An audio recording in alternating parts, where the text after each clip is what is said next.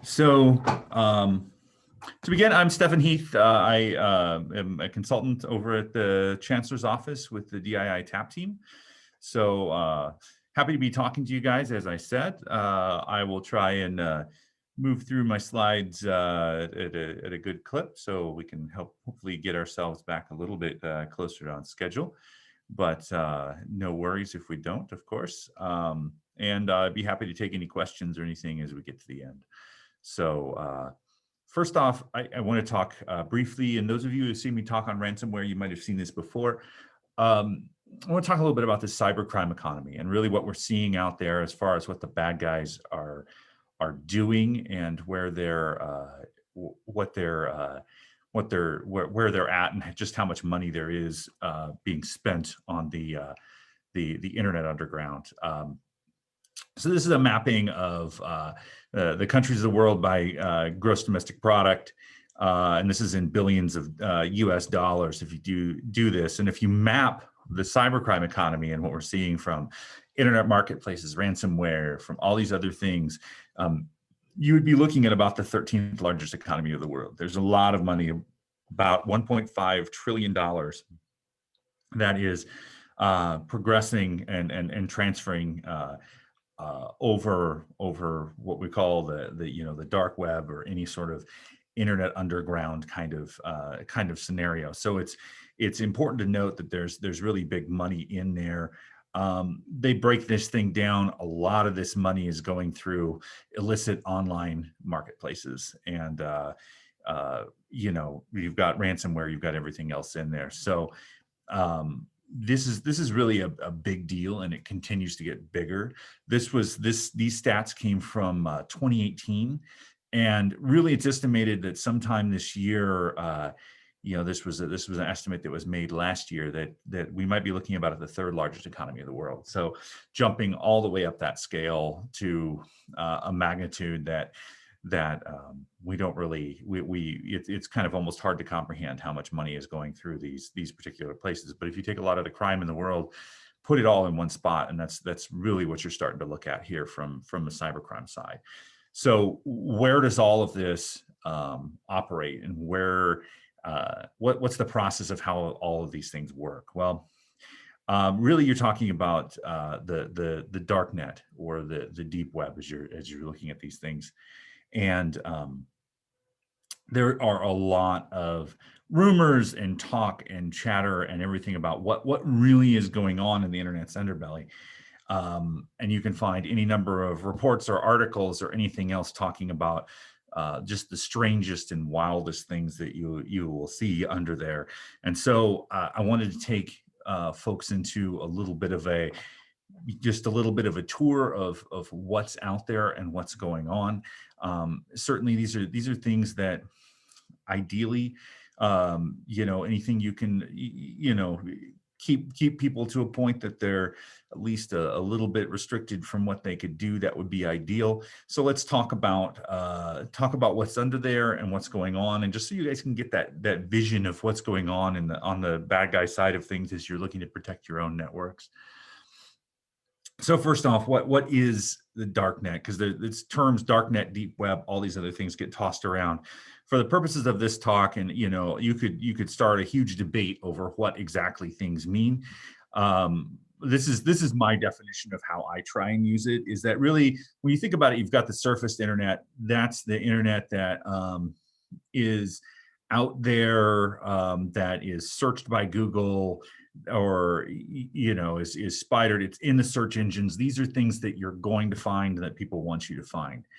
And a lot of times people use this analogy of like the iceberg. You get 10% above and 90% below. And sometimes they try and imply that, oh, it's all the dark net or whatever like that. Well, not necessarily. Basically what you're talking about is a lot of non-index sites, things that are behind a paywall. Things are like, say, a government database that you need to have some sort of authentication to get to, any sort of forums or anything that you just get a location pay, a login page, and you can't get past it. I mean, that's almost kind of, in a lot of ways, that's more of a definition of what I would call deep web. And then for the actual darknet of what we're talking about there, we're really talking about anonymous networks, things that you can't connect to without Tor or without some other anonymous network tool like that. And really, when you're looking at the whole iceberg down there, if you notice that little point at the very, very bottom of this iceberg, that's probably the amount that's actually true darknet sites. There are some, but they're not. It's not it's not as massive as you'd think, though it is pretty big with a lot of the funds and everything that are going through it. Um, so I've mentioned Tor several times. For those of you who aren't aware of how it works, so Tor is um, we're really talking about what we call the onion router. And this is built as a distributed network of relays around the world. So in other words, um, the idea is we want to encrypt everything and protect against surveillance. And I've got some diagrams that kind of show how this work. But the idea is you want to be able to protect where you're coming from, and you want to be able to protect where you're going. So the idea being that we don't want we don't want me who's browsing to a site to know where the site is, where it's located, where it's hosted, what's going on. And then on the flip side, we don't want them to be able to know anything about me, and we don't want anyone in between to be able to pick up any information as well. So the way this usually works is that you have what's called a Tor directory server. So in other words, this is a server that kind of keeps track of different the ways, basically the ways to get to different uh, internet sites, how to match what's called an onion link to where it's going, and how to get them there. So the first step, if you were looking for something, you'd have an onion link, and I'll show you what those look like here in a moment. That takes you to a directory server, gets you a list of Tor nodes that'll get you there. And then say, the old classic, if Alice wants to talk to Bob, then basically what happens, and this is the reason they call it an onion router, is that you're given, okay, here's the next hop along the path. So Alice talks to this first one along the path, and then and gets the information of how to get to that first hop. Then everything's stripped away, and then that hop strips everything away, and is able to know only where the next hop is, and everything is encrypted along the way. So Alice can really only see who's the next person that I'm supposed to talk to. Same with every node along the path. They only know, okay, it came from here and I'm sending it to here. So in other words, they aren't able to put together where the endpoint is, who's down the path, where they came from, anything like any of that information. They just know, okay, I've got this packet that's come along the way. I strip off with my encryption key. I strip it off. I see, oh, okay, this packet now goes on to the next person, and so it just gets passed along down the line, so that basically, if you're along the way, you really don't know who somebody's talking to, where it's coming from, where it's going, anything along those lines. Let's say Alice decides to go back to another site or something like that. Then a different path would get selected by the algorithm. So you won't always be following the same path, because if it was following the same path, you could do some sort of correlation thing, like an ISP could figure out, oh, okay, if it follows this path of jumps, they're going here. So it scrambles it up every time that this goes on, so that you don't have to worry about some protection there. It's important to note, as we're looking at these things, that you see the sets that are encrypted and the sets that are unencrypted. From the last hop to the final destination is unencrypted. So because, effectively at that point, you're just dealing with normal web traffic. It's important to note that everything's encrypted in there except for that last hop. That last hop kind of knows where we're going and what we're doing there. So that's the really quick and dirty overview of how it works. If you go to the Tor website, just tor.com, you can get into it a lot more in depth if you're really curious about the inner workings of how things work on that. So in terms of who uses Tor, this was something I pulled. This has data up through late 2020, or actually early 2021, of where the users are. Obviously, when Tor first came out, there's a huge spike. Just out of curiosity, there's been various different spikes throughout things, usually related to particular news items or particular things that are going on. Um, your If you look at your main number of users, a good chunk of users are from the United States. You have other number from Russia, so on and so forth, going down the line.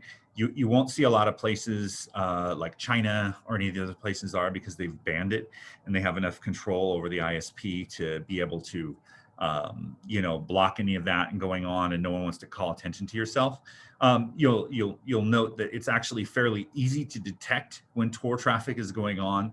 Generally, the Tor nodes are known. The packets have a particular signature. It's not necessarily that hard to see what Tor looks like and that people are connecting to Tor. So it's generally organization or countries and everything who have a little bit more open access to the internet that are using this, or a connection more to these criminal marketplaces are the ones that you can see it. So you can see it kind of breaking down there of who uses it and what's out there.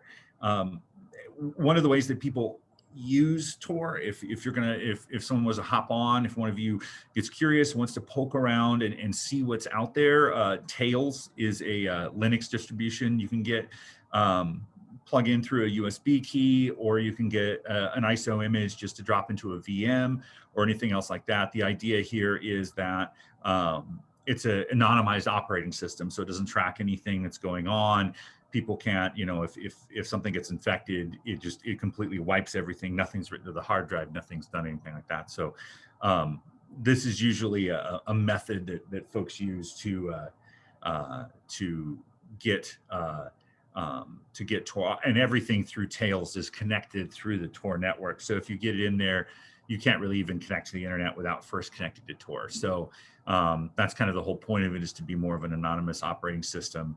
And within it, you get a Tor browser. You can also download the Tor browser and just put it on your normal desktop and everything. Most the Tor browsers are usually configured to disable all scripts and just to be in the absolute most protected method as possible. I mean, obviously, you're browsing to sites where bad guys do business, so having JavaScript enabled is probably a bad idea, to say the least. So. But really, when we're talking about Tor, who is using this? There are the more positive uses that people talk about is you've got activists who are trying to hide their identities, do this kind of things. You've got journalists who are protecting their sources. Sometimes you might even have law enforcement that's trying to enable whistleblowing and other communications and that sort of thing.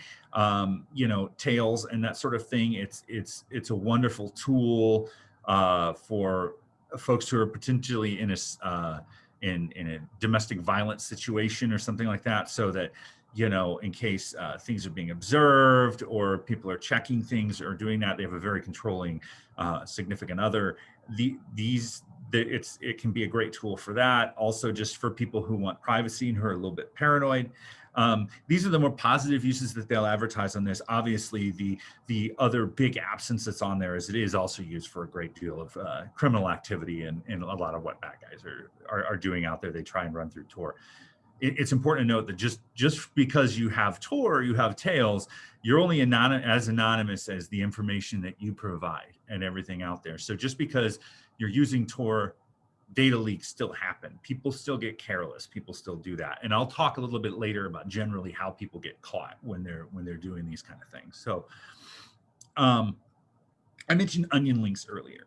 These are an example of just what an onion link looks like. These are all just gobbledygook kind of just gibberish strings of characters, and these match back to something else. So generally, when you're dealing with an onion link, you're not going to be dealing with espn.onion or something like that. It's going to be something like that, though, and these are fairly randomly generated when people register them, though people have been known to um, continuously re-register and do these other things just so that they can get like the first few letters of something, um, to be able to help identify their site as what it is. But in general, these are just random garbage, that you have out there, of what they look like.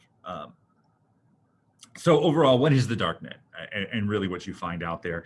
There's a lot of nifty ideas of, activism and all these other things that are out there, and I'm sure that those are perfectly valid, and some things like that exist out there. But at the end of the day, this is really what you find on the darknet, is just the wretched hive of scum and villainy out there. A lot of marketplaces, and quite frankly, a lot of drug sales and those other kind of things going on out there. So let's take a peek behind the curtain. I mean, obviously, as a disclaimer, this isn't me encouraging anyone to go out and do this. This is part of, my security research into poking around and seeing some of these things and doing that. I will warn you that there are times that you will go on there and you might see things that you would never wish you saw, or anything like that. And obviously, don't do anything criminal. This is my very, very strong disclaimer to you. So, do anything like this at your own risk. But the first thing to look at when you connect, that's interesting that I do. I'm up here in Washington State. I was flying down to Sacramento regularly until, of course, a little thing called COVID hit, and since then I've been up here. But if you connect through the Tor network, like this is just me looking for looking up, okay, what's the IP address I'm coming from, and you get something like this. It registers Spokane, Washington. This is where I'm at, and kind of doing this whole thing. Well, if you connect to Tor and then do the same thing, this is an example. Now I'm coming from Germany. So that last hop on the Tor network basically was coming out of somewhere in Germany. So I appear to be coming from there, popping out, and doing these kind of things. So being able to hide your identity and everything. I like to do this whenever I pop on, just to make sure it's a good check to make sure you're actually connected to the Tor network. There have been folks that have gotten caught because they just forgot to turn Tor on before they went to go do their business. So I'm out there. The other thing you'll notice as far as dealing with the Tor network and connecting into these anonymized networks and everything is that things are very, very, very slow. Typically, I mean, we're talking like late 90s internet slow, and the reason is you're going through all those hops. Who knows what countries those hops are in? You might be going back and forth across the globe, across the Atlantic, across everywhere, multiple times. There might be some slow, crappy servers in between. You're basically you're stuck on whatever the slowest link in the entire chain is. That's how slow you are. So typically, I find that things run pretty slow when you're going doing anything on the Tor networks or doing anything on a darknet.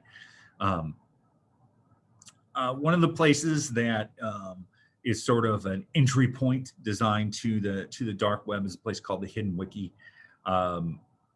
This is a place that allows you to that throws just basically some general links out there that you can go and you can look at and start to direct yourself around if you're trying to get oriented or understand what's out there. There's all sorts of different options are available. If you just Google Hidden Wiki onion link, that would be something you'd be able to find. It moves around from time to time. But this is generally kind of designed as an entry point. It's things that people put together, usually sites that are dead, they get rid of, so on and so forth. There are all sorts of categories you can see there. For instance, financial services.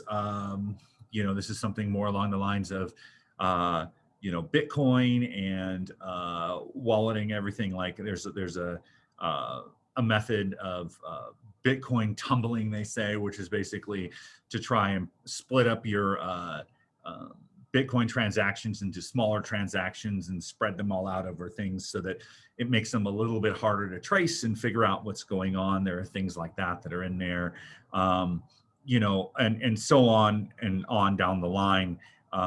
marketplaces, social network type of things, being able to get accounts and being able to boost followers and things like that that are in there. All sorts of categories all the way down through there that you might find. The one of the more interesting areas that I'm going to focus on a little bit, just to show you what's out there and the sort of the strange and the weird world of all of this, is basically the underground marketplaces. And this is an area of kind of whack-a-mole that the law enforcement and everything are trying to take care of and do that. The first one was the Silk Road. It was an anonymous marketplace that was founded by a guy named Ross Ulbricht, who called himself the Dread Pirate Roberts, reference to the Princess Bride, with the whole idea of that there will always be a Dread Pirate Roberts. If you get rid of me, there'll be another one that comes up and take my place. And that was actually quite, I'm sure he did a little tongue in cheek, but it ended up being quite prophetic, because every time one of these marketplaces goes down, another one jumps up to take its place. So, Silk Road went away. There were other derivatives of that. Then Alpha Bay was huge, and then Empire, and then there's one right now, the White House Market, that tends to be a lot more popular that's out there, and that's one of the more popular ones now. At some point, the feds and law enforcement, everything, going to catch up with that one. That's going to get taken down. They'll find, another one, I'm sure, will pop up to take its place. There are several, but there always tends to be one that's more popular than the rest. Going on to these things, it's just, like I said before, a lot of drug sales, a lot of other illegal credit cards, things like that you'll find out there. I always like to joke. I took this screenshot. This screenshot was taken several years ago, and I like to laugh at the fact that Bitcoin at the time was about $200 a Bitcoin. So probably should have jumped on that bandwagon at that time. But that's interesting. That's out there. People are out there. They're selling these things illegally. They're doing these kind of things. I always found it to be very strange and very fascinating, of like, okay, how exactly does this work? How do you know? I mean, these coming from these places, it's like you're buying from a criminal over the internet. I mean, it seems like, it's buying over the internet at one point off of eBay. I mean, people get scammed there enough. Like, how does this kind of thing work? And the reality is that it really does work a lot like eBay. Obviously, all of this runs on cryptocurrency and everything. Could be Dogecoin, could be Bitcoin. There's been a lot more Monero going on as well. But like I was saying, like if somebody's making a transaction, or someone's going to buy something off of this, how does this really work? Well, just as an example, here's an account that's called Drugs from Germany, and this account, you're wondering, okay, are they what's the deal with legitimate? And it really does just turn into honestly, it's just eBay. I mean, or it's Amazon Marketplace or anything else. It works exactly the same way. It's seller feedback, reviews, so on and so forth. I mean, they're saying, "Ooh, good stealth. They hid the package really well. We did these kind of things." So again, there's just this strange world of this is how things are going, and a lot of online drug sales and everything like that. This is the world that things have gone into. There are other things that you will find out there that you could find in these marketplaces. As an example of stolen identity information, referred to as a fulls, which is full info or everything like that, bought with a certain list of a certain credit score or higher.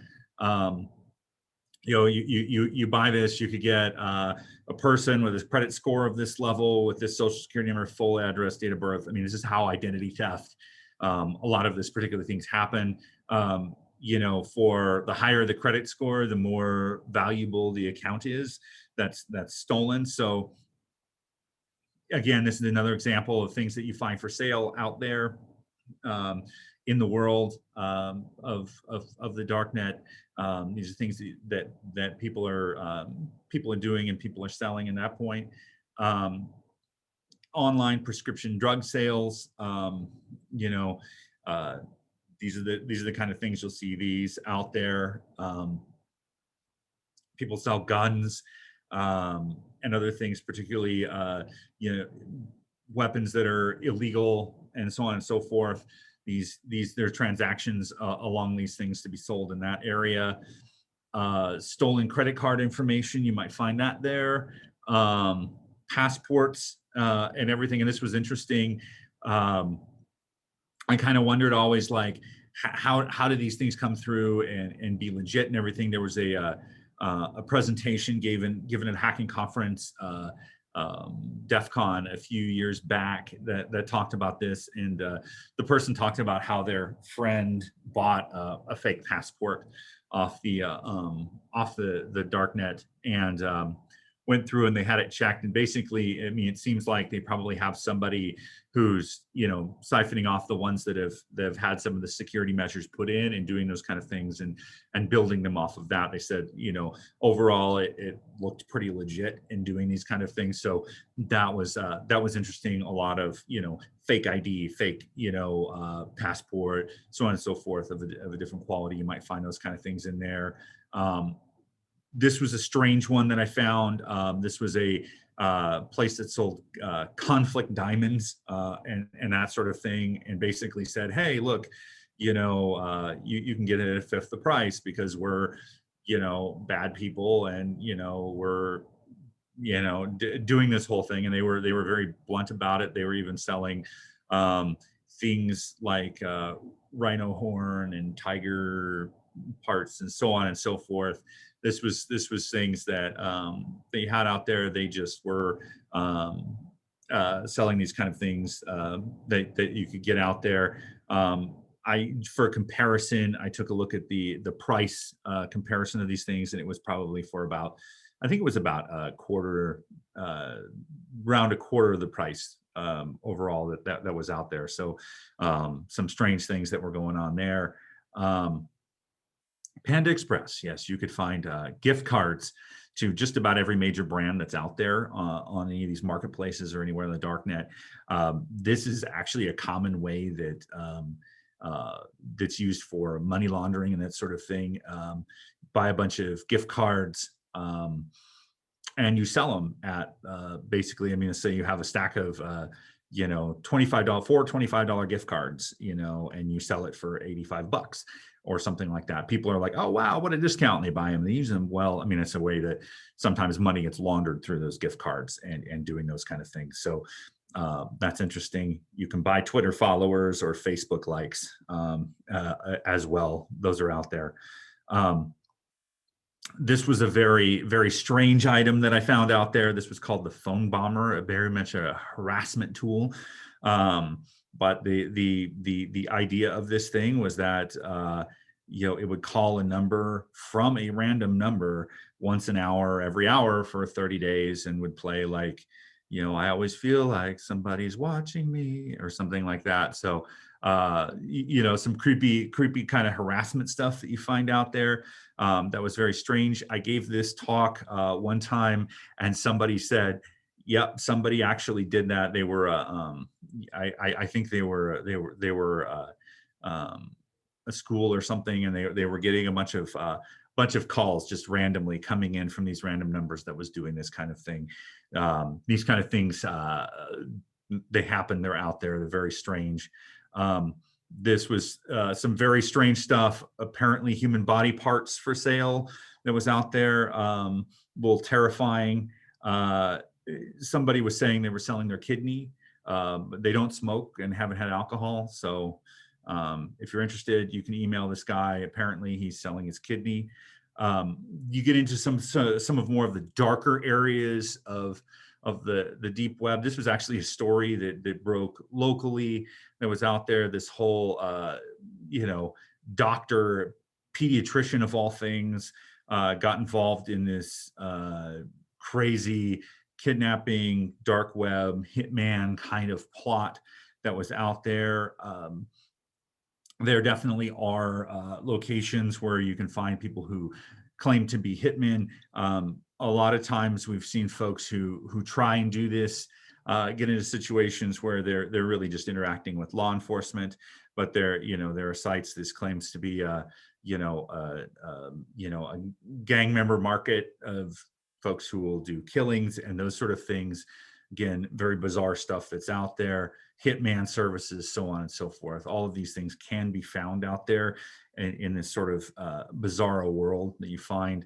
However, there are obviously a lot of hoaxes that are out there. This was a hoax that the site called itself the Black Death, and they claimed that they were you know, in human trafficking or practicing in those kind of things.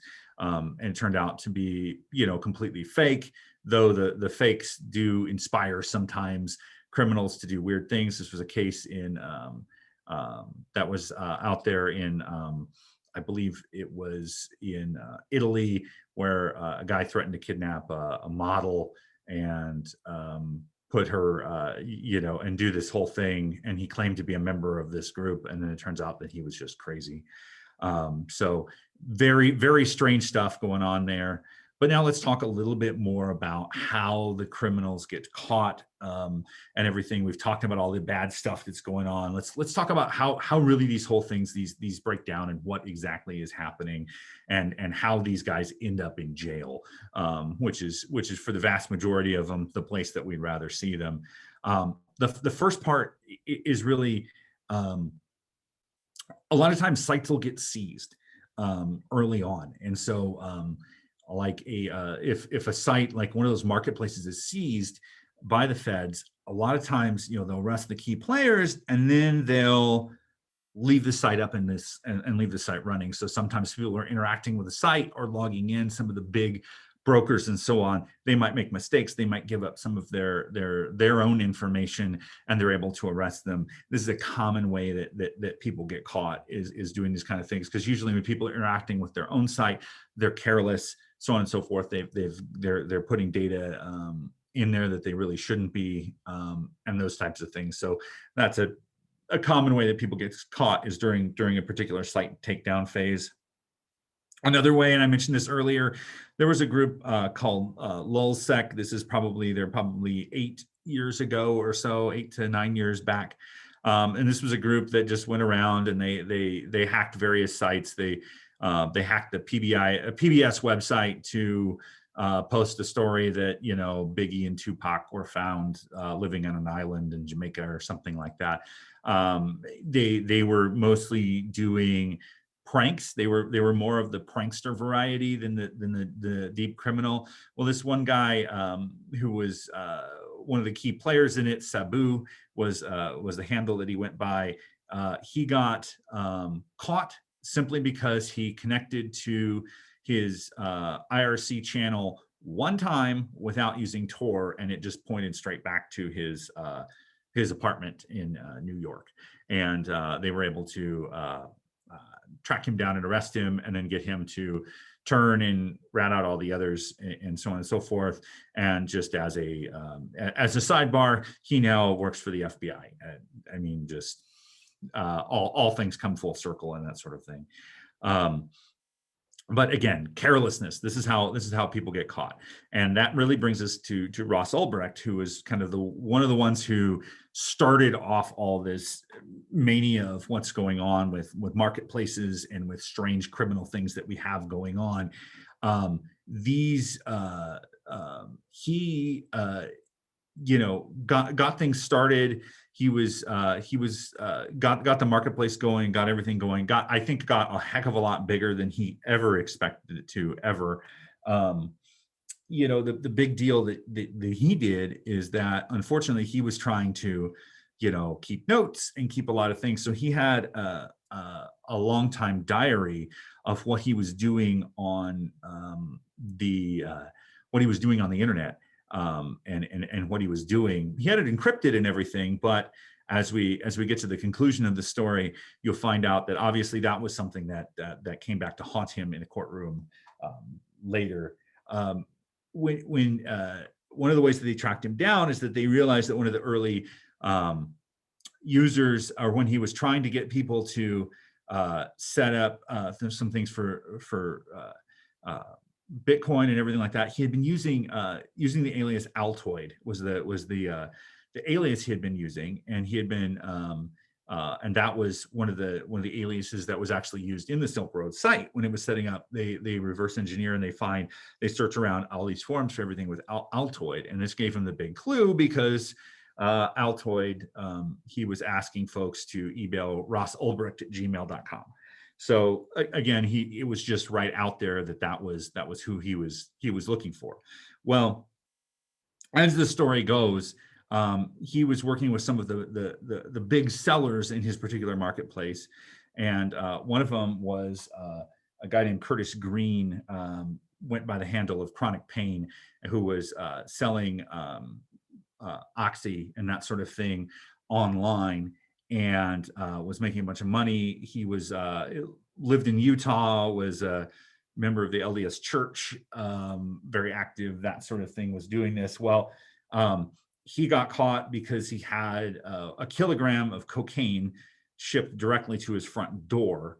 And so when he came out and got it, there was the FBI was waiting for him and arrested him. Well, to make the story even more strange, apparently Ross Ulbricht had contacted a hitman for hire that he had found on the dark web, and wanted to have Curtis killed because he thought that Curtis was scamming and taking money, as the story goes. And so the FBI, but of course the hitman that Ross was talking to was actually an FBI agent. So they showed this guy that, hey, this guy Ross is trying to kill you. He's trying to do these kind of things.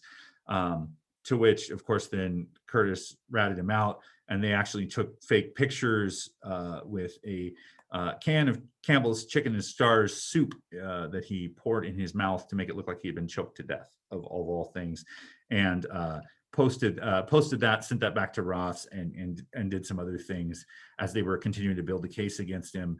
And at the final point, he was sitting in the San Francisco Public Library on the public Wi-Fi connected to Tor, doing his business, everything, and they're coming in to arrest him. However, they know that he's got his laptop likely encrypted and a lot of those other things. Obviously, having things encrypted is only really useful if the laptop is shut down and locked out and all those other things.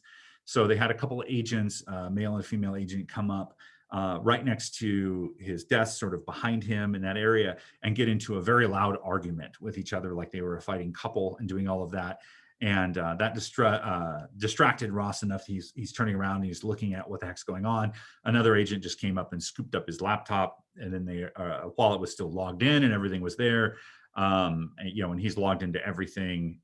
They go through and they find his multi-year running diary of information that he had, of all the activities he was doing and everything, and obviously that was used to build the court case against him.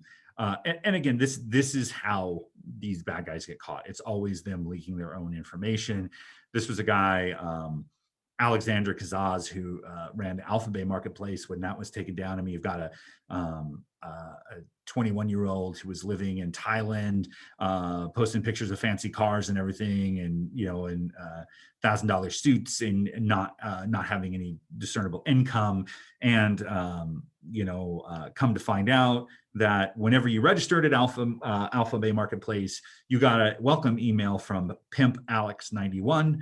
Alex, of course, was born in 91, and everything. Again, that sort of just careless data leakage that leads to these bad guys getting caught. It's always that. There are stories of there were stories of the FBI trying to capture a whole bunch of Tor nodes and do correlation attacks, or that they were taking over marketplaces and then using like 0 days to hack people's computers and everything. Those are generally in the realm of urban legend. There was an Operation Onimus that the FBI did, where they seized some Tor nodes, which I think in a lot of ways was probably a lot more along the lines of some sort of fear tactic or that sort of thing that they were doing. But at the at the end of the day, these guys get caught because they fail to protect their information, they fail to protect their operational security, and that is the overall advantage that law enforcement has in really taking these guys down. So really, when we're talking about, if you're looking to protect your network or trying to eliminate Tor traffic or do those kind of things on your network, there is definitely the advantage of number one, they have to be able to connect to you know Tor nodes or do those kind of things. And Tor nodes are usually fairly well known that are out there. And Tor traffic also has a distinct signature. It's very easy to detect. So for those kind of things, being able to look for that egress traffic, where's it going? What protocol is it using? What's going on? Those kind of things are the perfect way to zero in and try and stop this kind of activity from going on. If it's more of your quote unquote corporate networks or staff networks, so on and so forth like that, being able to restrict local admin and have some sort of endpoint detection is great. Usually Tor clients, again, have a certain signature. They're out there. It's fairly easy to detect that's there. Student and guest network, you're really looking at the egress. Being able to stop this is definitely that. Obviously, there are some questions of research purposes and everything like that, and obviously those are things that'll be you would be litigated and discussed at more of a local level of figuring out what you're going to allow and what's out there. Though it just is important to know that there's definitely a weird and wild world going on in the underground that's out there. A ton of criminal activity that's happening. You've just seen a small sample of it today of what's going on. I always like to give people kind of that idea of this is where the bad guys are at and what they're doing, and in particular, sort of the weird and wild world of what's going on. And yeah, that's what I have. I've got my contact info there. I did notice that there were a couple of questions that might have popped in the chat. So I wasn't sure if there were any questions that folks had on sort of the deep web or sort of those darknet criminal kind of activities or anything like that. Happy to answer in the chat, or also happy to take emails if anyone is interested. Perfect. Yes. Thank you. And thank you, everyone. Again, if you have any questions, happy to answer at a later date. I'm going to go ahead and stop my share. Hopefully we're at about 10:55. So I think we've gotten about 5 minutes back. So I will, I think we're back at probably about 11:05. And yeah, so thanks everybody.